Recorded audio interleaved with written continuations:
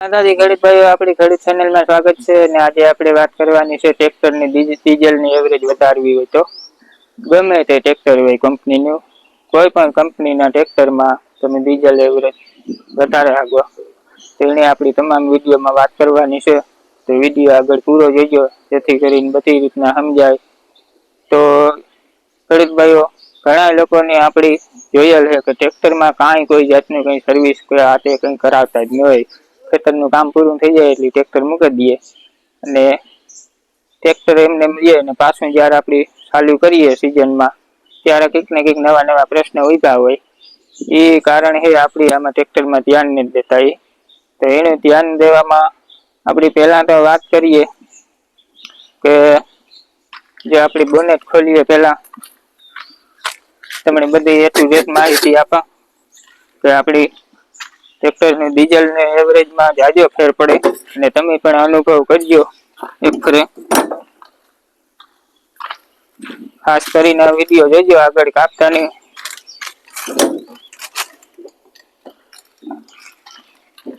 આપણી આ ટ્રેક્ટરમાં સર્વિસ કરાવેલું તો, અને એ વિડીયો પણ આપણી મોકલ્યું તો આગળ. એ સર્વિસ કરાવવા ગયો તો હું. એ રોટાવેટરમાં તે સીલું બદલાવ્યા, જે ઓઇલ સર્વિસ આપણી કરાવ્યા. એ પછી હું પાછો રોટાવેટર હાંકવા ગયો. રોટાવેટર હાંકવા ગયો એમાં પાછું ટ્રેક્ટર ધૂળ ભરાઈ ગયું. એ તમે જોઈ શકો. તો ખેડૂત ભાઈઓ, જે શરૂઆતમાં મેન તો તમારે જે આ સુવાસીઓ આવે એને બતાવ, જે આ સુવાસીઓ આવે એ સુવાસીયામાં તમારે ઓઇલ આવે. જે ઓઇલ આવે અને અહીંયા નીચે છે ને, જે બધા ટ્રેક્ટરમાં ડબરો આવે, આ નીચે છે ને એમાં જારી હોય, જેણી જેણી આ ફિલ્ટર થતું હોય, જારી કચરો હોય, ધૂળ હોય, એ આ બધી એમાં જાતી હોય. એટલે એનું ઓઇલ બદલાવ નાખવાનું, અને બીજા નંબરમાં જારી હોય બધી સાફ કરી નાખવાની, હરખી ધોવે અને ખાસ એની સર્વિસ કરી લેવાની. એટલે ખાસ કરીને એનું ધ્યાન રાખવાનું. મેન વસ્તુ એ છે, જે આ સુવાસીઓ આવે એ ટ્રેક્ટરનું જે આપણી નાક આવે, એ આ ટ્રેક્ટરનું નાક છે સુવાસીયામાં. ધારો કે આપણી રોટાવેટર આપતા હોય તો આપણી ધૂળ ઉઠતી હોય મમ્મા, તો આપણી નાક બંધ થઈ જાય એટલે મૂંઝાય. આપણી મૂંઝાય જેથી કરીને આપણી રૂમાલ બનતા હોય. તો આને પણ નાક છે, અને આ પણ રોટાવેટર હાલતું હોય એટલે એને પણ ધૂળ ઉઠતી હોય, એટલે એ પણ મૂંઝાતું હોય. એટલે જો એ હરખું સાફ ન હોય તો એ ધૂળ ઉઠતી હોય એ મૂંઝાય. બીજા નંબરમાં એમાં અંદર કચરો હોય, આ ધૂળ જામી ગયું હોય, એને હિસાબે મૂંઝાય. એટલે ડબલ મૂંઝાય ટ્રેક્ટર. એટલે એના કારણે ડીઝલની એવરેજ તૂટે આપણી, એટલે ડીઝલ વધારે આવે. એટલે એ સાફ રાખીએ તો ડીઝલની એવરેજ વધે. અને બીજી વાત, આ જે રેગ્યુલેટર જો મેં સાફ કરાવ્યું હતું, આ પાછું રોટાવેટર રાખ્યું, જો પાછું ભરાઈ રહ્યું, જેવો તમે આમાં વિડીયોમાં બહુ નહીં દેખાય અંદર. એટલી આ બધા છે એના હોલ છે એ બધા બુરાઈ ગયા, જે ધૂળ ભરાઈ ગઈ એમાં. એટલે એ ખાસ કરીને આમાં આપણે ફુવારો મારી દેવાનો. જે હવાનો ફુવારો આવે, આપણી હવાનો ફુવારો મારી દઈએ એટલે ધૂળ નીકળી જાય. એના રેગ્યુલેટરના હોલ હોય એ બધા ચોખ્ખા થઈ જાય. એટલે ખાસ કરીને એ રેગ્યુલેટરનું ધ્યાન રાખવાનું. પાણીથી પણ તમે સાફ કરી શકો, પ્રેશર ધીરી રાખવાનું. જે વધારે સર્વિસ વાળાનું પ્રેશર હોય, એવા પ્રેશર હોય તો એ પથ્થરિયું પછી જામ કરી દે, ભરાઈ જાય. એટલે એ રીતના નહીં સાફ કરવાનું. બને ત્યાં સુધી હવાથી જ સાફ કરવાનો. એટલે ખાસ કરીને રેગ્યુલેટરનું પણ રેગ્યુલેટરનું મહત્વ એ છે કે ટ્રેક્ટર આપણું ગરમ કરે જો જામ હોય તો. ને જો સર્વિસ થયેલ હોય તો ટ્રેક્ટર ગરમ ન થાય. ટ્રેક્ટર ગરમ ન થાય એટલે જેથી કરીને એમાં ડીઝલનો ફેર પડે. 100%ની વાત છે. ઘણા કહેતા હોય કે એ ખાલી ગરમનું હોય ટ્રેક્ટર. ગરમનું થાય એટલે ડીઝલનો ફેર પડે. આપણી દોડીએ એટલે સુવાસ ચડે, એટલે આપણી શરીર ગરમ થાય, સુવાસ ચડે, ગળવામાં તકલીફ થાય. એ રીતના આ ગરમ થાય એટલે ટ્રેક્ટરની તાકાતમાં ફેર પડે, ડીઝલમાં ફેર પડે, જાજો ફેર પડે. એટલે ઉદાહરણ તરીકે આપણે વાત કરીએ કે આપણી છે એ જ છે ટ્રેક્ટર. આપણી જે વસ્તુ આવે એ વસ્તુ એને આવે. એટલે ખાસ કરીને આ રેગ્યુલેટરને સાફ કરવાનું એ ખાસ મહત્વનું છે. બીજા નંબરમાં આપણી જે આ ડીઝલ ફિલ્ટર ને ઓઇલ ફિલ્ટર ને આવતા હોય, જે આપણી ઓલી બાજુ પણ છે, એ બતાવીએ, તમે બતાવજો.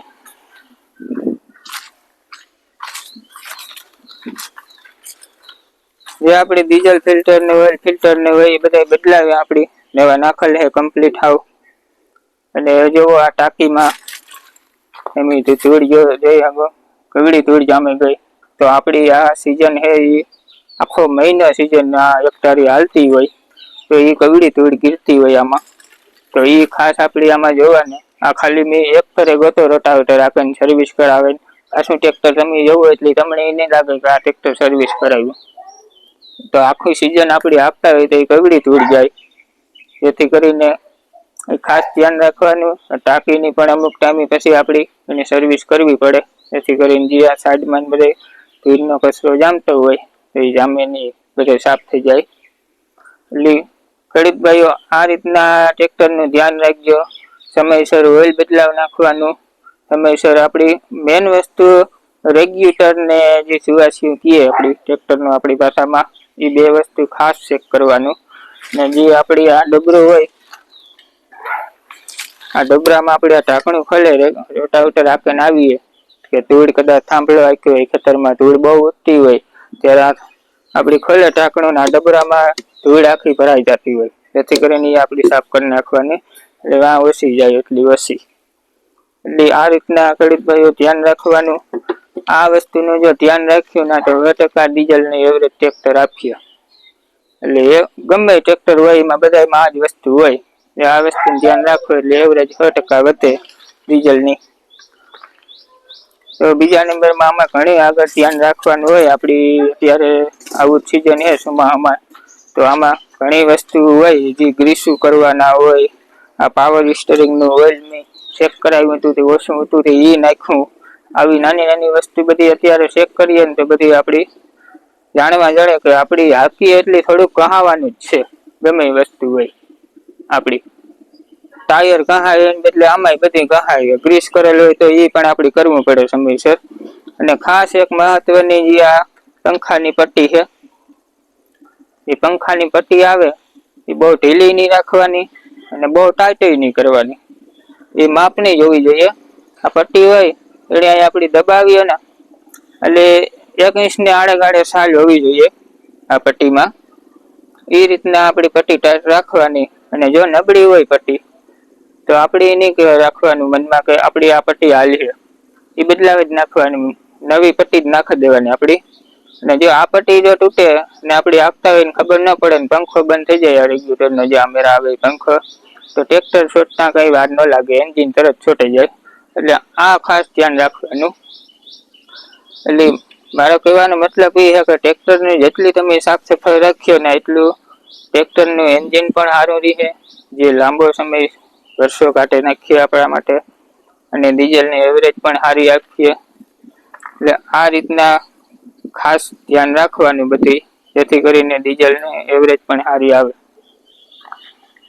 તો ખેડૂત ભાઈઓ જે આ વસ્તુનું ધ્યાન રાખવાનું. આપણી જો કાયદેસર રીતના જો ટ્રેક્ટરને આપણી ઉપયોગમાં લેવું હોય તો જે તમને કીધું વિડીયોમાં આગળ એ રીતના તમે ધ્યાન રાખ્યું એટલે 100% તમારે ડીઝલમાં એવરેજ આપીએ ટ્રેક્ટર. તો વિડીયો સારો લાગ્યો હોય તો લાઈક કરી દીજો.